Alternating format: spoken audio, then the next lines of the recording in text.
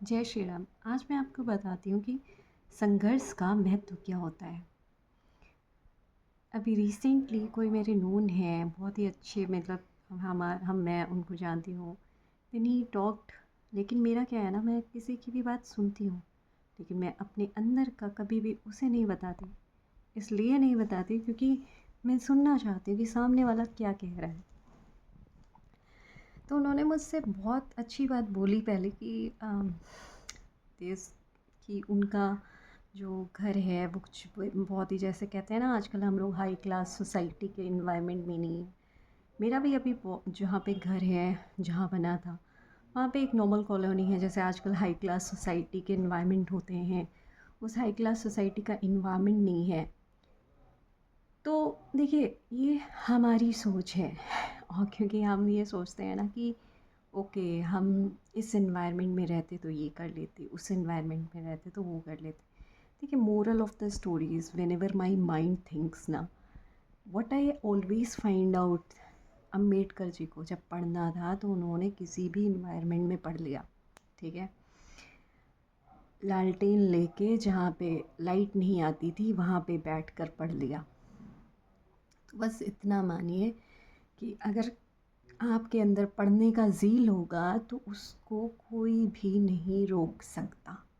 या आपके अंदर जिस काम को करने का ज़ील होगा, उसको लाख जितना दबाया जाएगा वो उतना निखर के आएगा।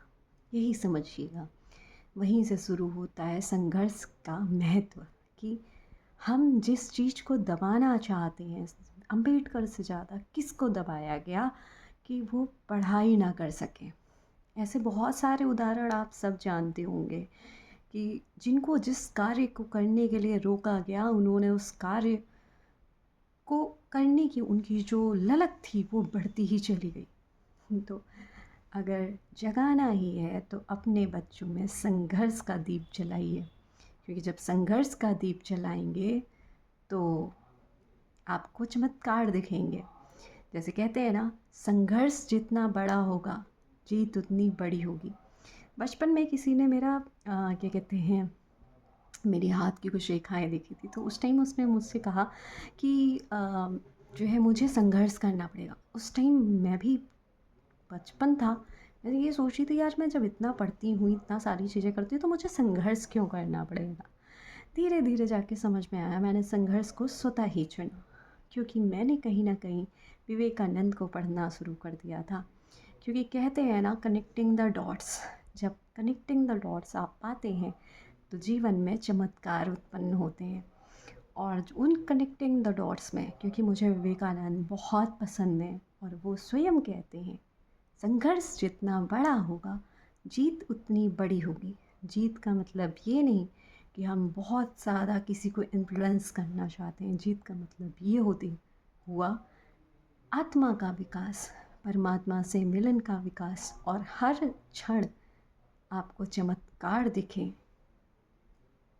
इस दृष्टि का विकास, और आप को कुछ अद्भुत मिलेगा। कहते हैं ना, टेंजिबल एंड इनटेंजिबल रिवॉर्ड्स। कितने इनटेंजिबल रिवॉर्ड्स मिलेंगे जब आप संघर्ष करना जीवन में सीखेंगे।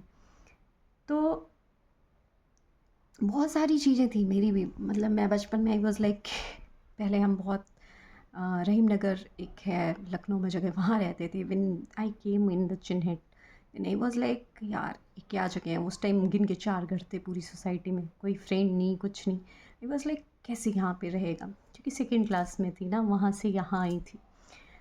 लेकिन धीरे धीरे धीरे धीरे धीरे धीरे समय के साथ, कहते हैं ना, सोसाइटी हमें जो सिखाती है वो हमें हमारे दिमाग में फीड होता जाता है। बट ट्रूली स्पीकिंग, कि ये जो जहाँ पे मैं रहती हूँ ना, अब मुझे ये इतनी ग्रेटफुल जगह लगती है, मुझे लगता है इससे ज़्यादा हायर वाइब्रेशंस कहीं पे हो ही नहीं सकती थी।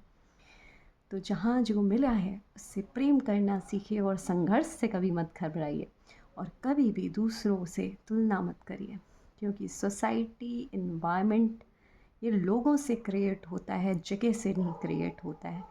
Wherever you want to create that environment, you can create. There's no need to change the environment, to change the places, right? Earlier I was thinking about like Gurgaon place is very good. It when I was in BSc, right? I don't want to live in Lucknow because मेरे को और ज़्यादा, क्योंकि मुझे लगता था when I will explore Bangalore, when I will explore Gurgaon, then I will means मेरे अंदर और ज़्यादा कह सकते हैं कि आप कुछ चेंजेस, अच्छे और चेंजेस आएंगे. Then I was thinking like that. But with the time my mind से टोटली चेंज, बिकॉज मैंने प्रभु को खुद को समर्पित कर दिया था. तो प्रभु ने मुझे समझाया कि जहाँ रहोगी वहीं कुछ सीख लो. और एक चीज़ मैंने जीवन में सीख ली थी, मेरे प्रभु ने मुझसे कहा था, हैप्पीनेस इज़ द फर्स्ट की. एंड अपने चेहरे पे हमेशा मुस्कान रखना, हर स्थिति में, हर परिस्थिति में. और मुस्कान के रीज़न स्वयं क्रिएट हो जाएंगे. Because I believe life is beautiful and life is always happiness.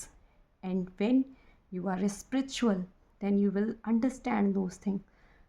And when you are materialistic, you will gain everything in life, but you will not satisfied. So be spiritual first.